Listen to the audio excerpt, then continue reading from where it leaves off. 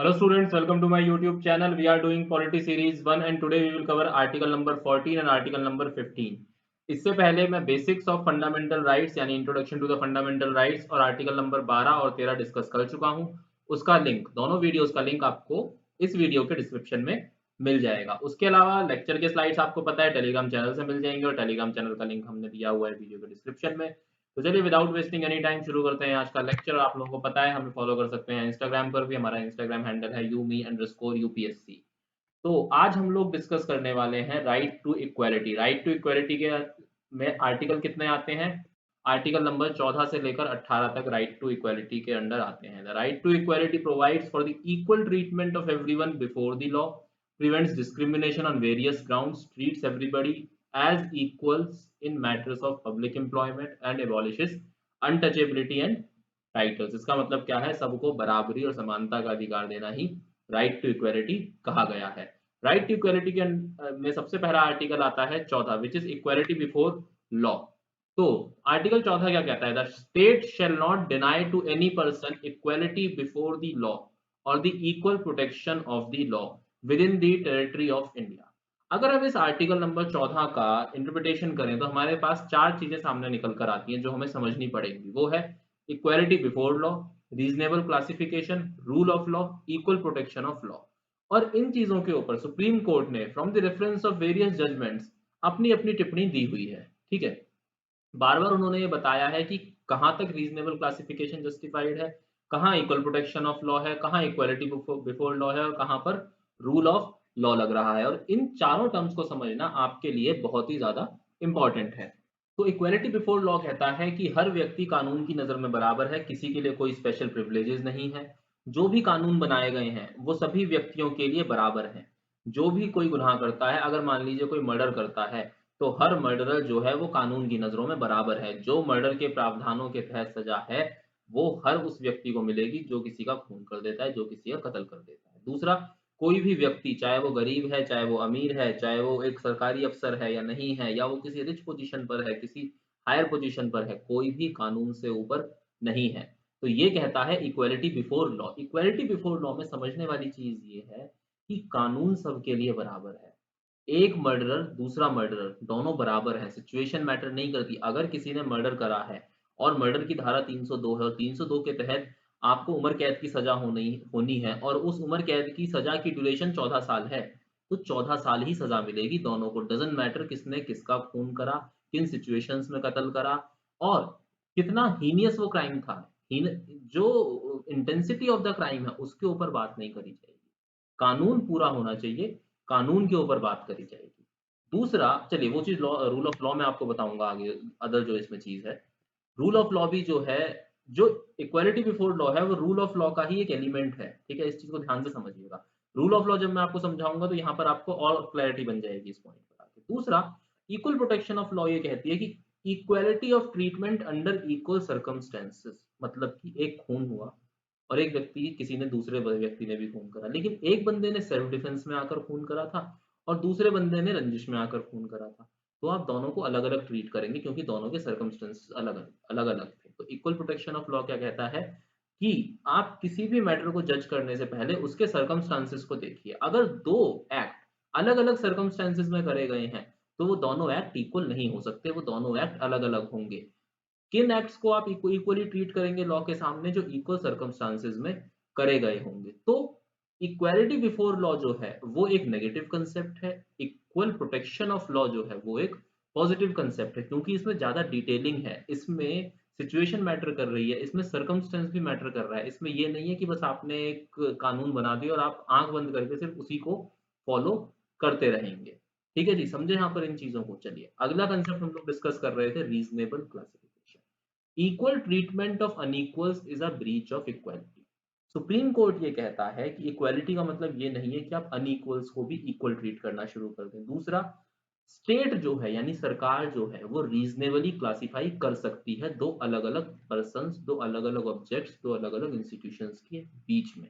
लेकिन वो classification reasonable होना चाहिए, आर्बिट्रेरी नहीं होना चाहिए। देखिए, आर्बिट्रेरी का क्लासिफिकेशन नहीं होना चाहिए, आर्टिफिशियल इन्वेजिव क्लासिफिकेशन नहीं होना चाहिए, वो क्लासिफिकेशन रीजनेबल होना चाहिए। अब मैं यहाँ पर एग्जांपल लूंगा कॉन्स्टिट्यूशनल अमेंडमेंट एक्ट जो अभी रिसेंटली आया था, इसका ईयर आप मेरे को बताइएगा कमेंट सेक्शन में मेंशन करके, ठीक है जी। कॉन्स्टिट्यूशनल अमेंडमेंट एक्ट में जो पिटिशनर्स हैं, जो इसके अगेंस्ट में लोग हैं, वो कहते हैं कि ये राइट टू इक्वालिटी का ब्रीच है, ठीक है। क्योंकि आपने 6 कम्युनिटीज इंक्लूड कर ली।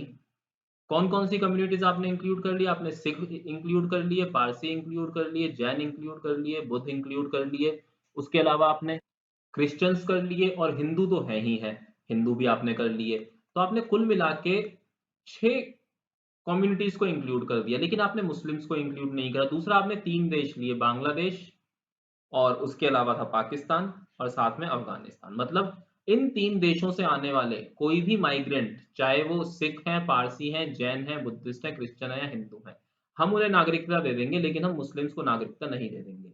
तो जो पिटिशनर्स हैं इस प्रोविजन के अगेंस्ट में, उन्होंने सुप्रीम कोर्ट में याचिका दायर करी हुई है कि ये राइट टू इक्वालिटी का ब्रीच है जी। ये राइट टू इक्वालिटी नहीं है, जो हमारे संविधान में जो सेक्युलर नीतियां हैं और जो राइट टू इक्वालिटी है, ये उसका ब्रीच है। वहीं पर अगर आपको याद होगा, अमित शाह ने जो पार्लियामेंट में अपनी स्टेटमेंट दी, जो सफाई दी, उसमें उन्होंने कहा कि आर्टिकल 14 रीजनेबल क्लासिफिकेशन की इजाजत देता है, और आर्टिकल 14 ये कहता है कि आप अनइक्वल लोगों को इक्वल ट्रीट नहीं कर सकते। और जो बांग्लादेश है, पाकिस्तान है और अफगानिस्तान है, वो मुस्लिम स्टेट्स हैं, वो इस्लामिक स्टेट्स हैं। उनका रिलीजन क्या है? उन स्टेट्स का इस्लामिक स्टेट्स है। तो वहां पर जो मुस्लिम्स हैं वो डोमिनेटिंग पोजीशन में है Hindus, Christians, Buddhist, Jains, Parsis और सिख के मुकाबले, ठीक है जी। वो उनसे हायर पोजीशन पर हैं, उनसे डोमिनेटिंग पोजीशन पर हैं। उनके पास, मुस्लिम्स के पास इन 6 कम्युनिटीज से ज्यादा अधिकार है। तो मुस्लिम जो हैं वो इनके बराबर कैसे हो गए? तो इसलिए हम इनको बराबर ट्रीट नहीं कर सकते। हम जो मुस्लिम्स हैं बांग्लादेश, पाकिस्तान और अफगानिस्तान के, उनको हम बांग्लादेश, पाकिस्तान और अफगानिस्तान के सिख, पारसी, जैन, बुद्धिस्ट, क्रिश्चियंस और हिंदूज के बराबर ट्रीट नहीं कर सकते, क्योंकि उन कंट्रीज में उनका स्टेटस अनइक्वल है। तो ये किसका पॉइंट है? ये सेंटर का पॉइंट है। अब डिसीजन तो आना है, डिसीजन तो पेंडिंग है सुप्रीम कोर्ट में, लेकिन मैं आपको बता रहा हूं जो सेंटर ने अपना आर्ग्यूमेंट दिया कि हमने इस तरीके से रीजनेबल क्लासिफिकेशन करा है, कोई आर्बिट्रेशन नहीं है, प्रॉपर रेशनल और डिस्क्रिशनरी डिसीजन है। ऐसा नहीं है कि हमने मनचाहा कुछ भी कर दिया हो। बाकी तो चीजें डिबेटेबल हैं। डिबेट सरकार की नीयत के पीछे, उनकी नीतियों के पीछे कितनी भी करी जा सकती है, वो एंडलेस है। लेकिन मैं यहाँ पर फैक्चुअल बात कर रहा हूँ, जो गवर्नमेंट ने फैक्ट्स दिए हैं और जो पिटिशनर्स ने फैक्ट दिए हैं, ठीक है जी। तो रीजनेबल क्लासिफिकेशन की परमिशन है, लेकिन क्लास लेजिस्लेशन की परमिशन नहीं है। इसका मतलब क्या है? आप किसी पर्टिकुलर क्लास के लिए अलग से कोई कानून नहीं बना सकते। सपोज कीजिए कि आपने एक कानून बना दिया, खून का कानून बना दिया, मर्डर का कानून बना दिया, कि जो मर्डर करेगा ऐसी ऐसी कंडीशन में करेगा, उसको ये सजा मिलेगी। और आपने एक अलग कानून बना दिया कि हाँ, अगर वो उन उस व्यक्ति की इनकम 100 करोड़ से ऊपर है सालाना, तो उसको सजा नहीं देंगे, वो इस कानून के दायरे से बाहर होगा। इस तरीके से आप नहीं कर सकते, ठीक है। दूसरा, रीजनेबल क्लासिफिकेशन का अगर मैं एक और एग्जांपल लूं, तो इनकम टैक्स की बात कर लेते हैं, ठीक है। इनकम टैक्स भरना है, जो भी व्यक्ति इस देश में पैसा कमा रहा है वो इनकम टैक्स भरने के लिए लायबल है, इनकम टैक्स रिटर्न भरने के लिए लायबल है। चाहे वो जीरो इनकम की ही रिटर्न क्यों ना भरे, उसको भरनी ही पड़ेगी। लेकिन हर किसी को इनकम टैक्स अलग-अलग भरना है, सबको एक नहीं भरना, ठीक है? जिनकी इनकम 2.5 से 5 है, उनके लिए अलग स्लैब है। जिनकी इनकम 5 से 10 है, उनके लिए अलग स्लैब है। जिनकी इनकम 10 लाख से ऊपर है, उनके लिए अलग स्लैब है। तो क्या है? ये रीज़नेबल क्लासिफिकेशन है।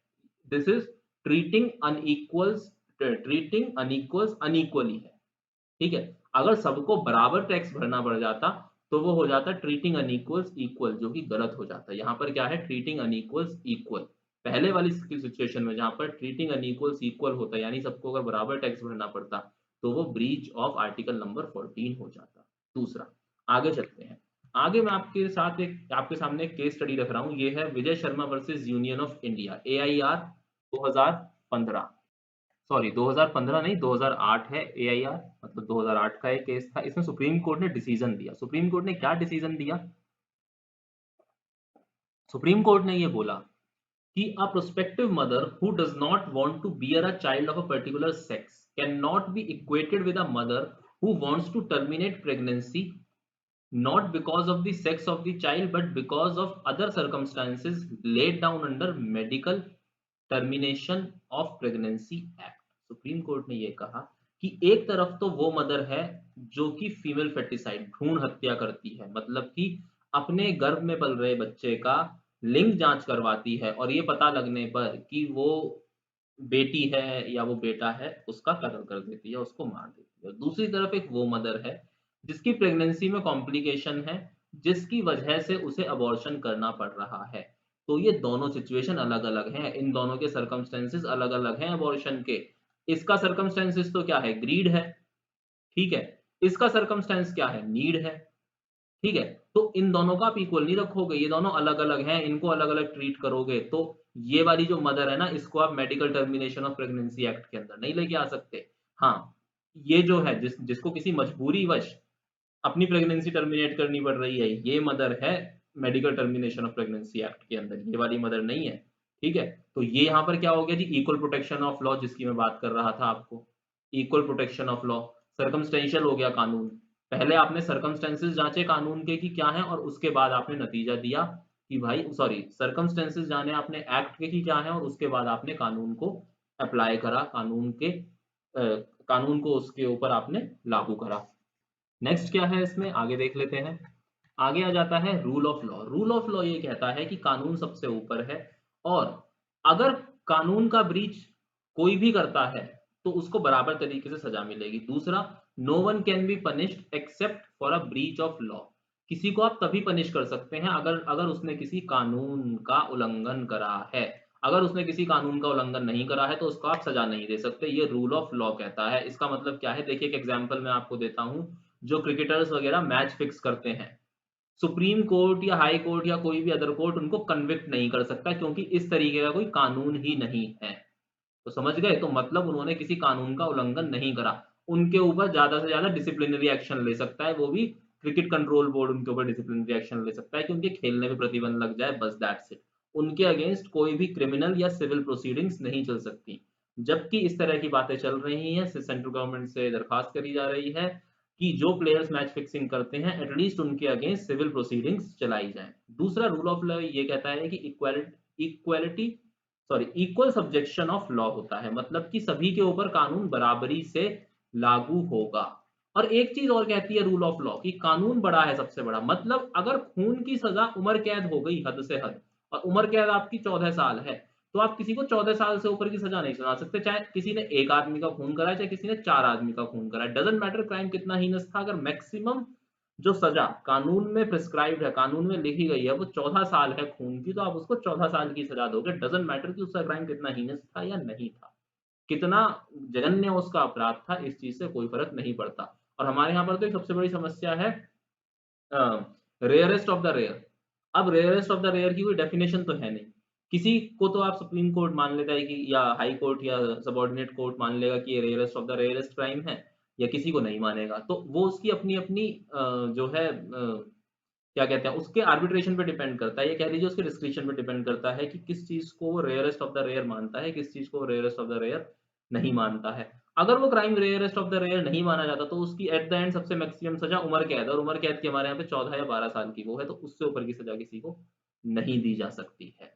दूसरा, जो रूल ऑफ जस्टिस होता है उसमें आप ये नहीं देखेंगे कि सजा कितने साल की। अगर किसी व्यक्ति का क्राइम, मान लीजिए एक व्यक्ति ने किसी का खून करा, ठीक है, मजबूरीवश उसे करना पड़ गया, उसके सामने सिचुएशन ऐसी बन गई कि उसे वो कदम उठाना पड़ा और किसी एक आदमी का उसने खून करा।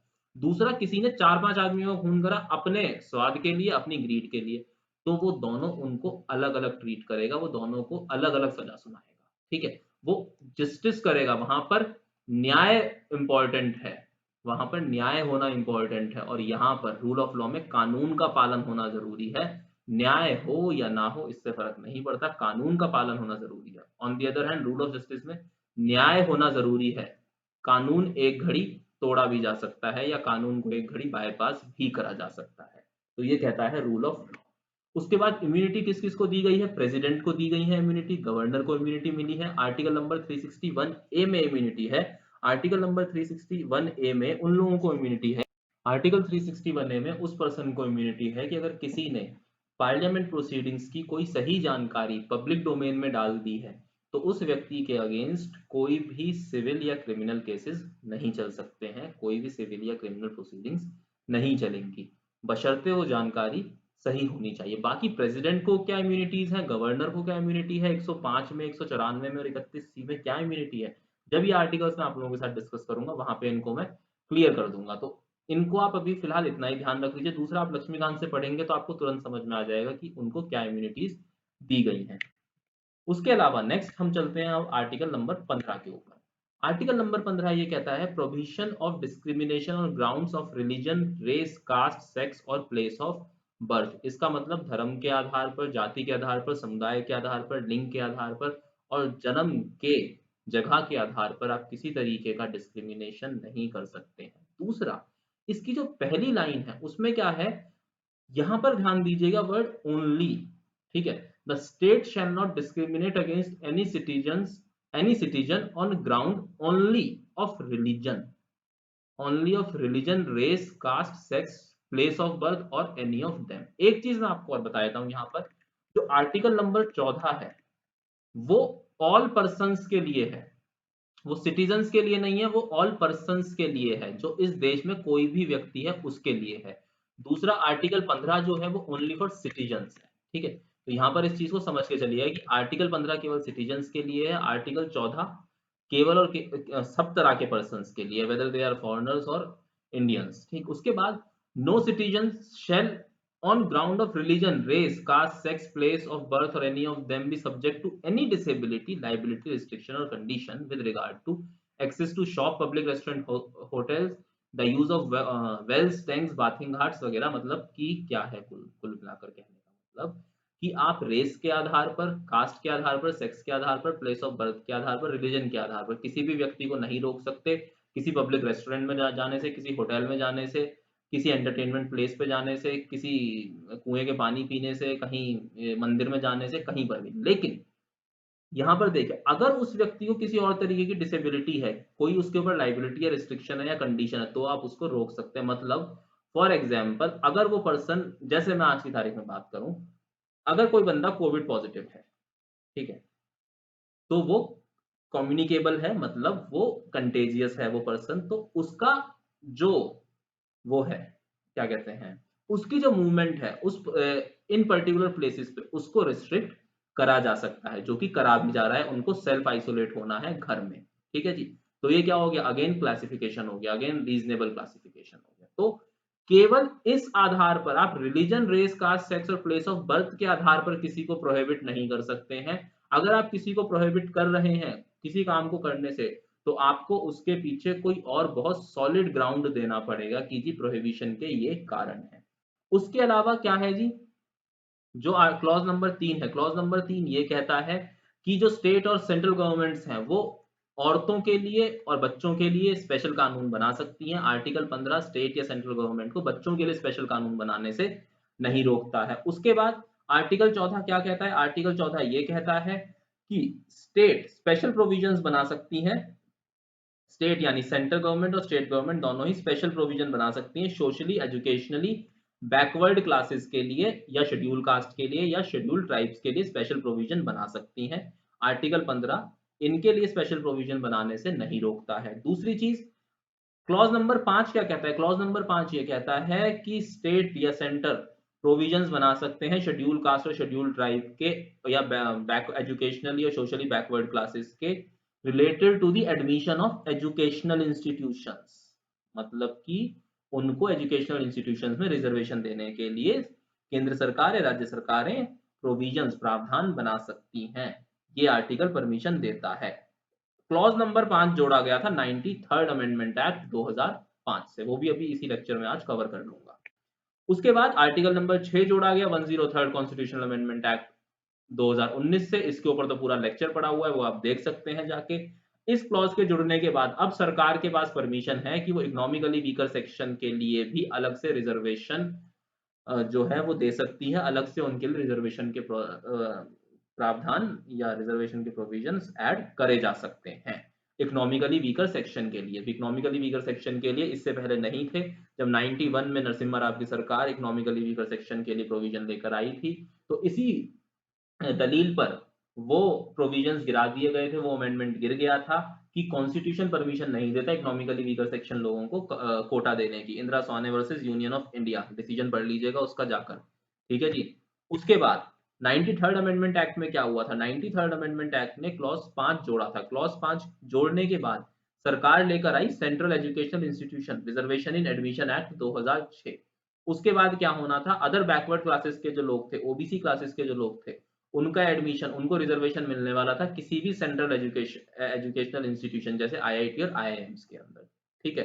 सुप्रीम कोर्ट ने एक्ट की भी और अमेंडमेंट की भी, यानी 93rd अमेंडमेंट की भी और central educational institution reservation in admission act 2006 की, दोनों की वैलिडिटी को अपहेल्ड करा, दोनों को वैलिड माना। लेकिन सुप्रीम कोर्ट ने यह कहा कि आपको क्रीमी लेयर्स को एक्सक्लूड करना पड़ेगा, क्रीमी लेयर्स को आपको एक्सक्लूड करना होगा। क्रीमी लेयर्स में कौन आते हैं, मोटा मोटा बता देता हूं, जिनकी तनख्वाह 8 लाख रुपए सालाना से ऊपर है वो क्रीमी लेयर में आते हैं, ठीक है जी।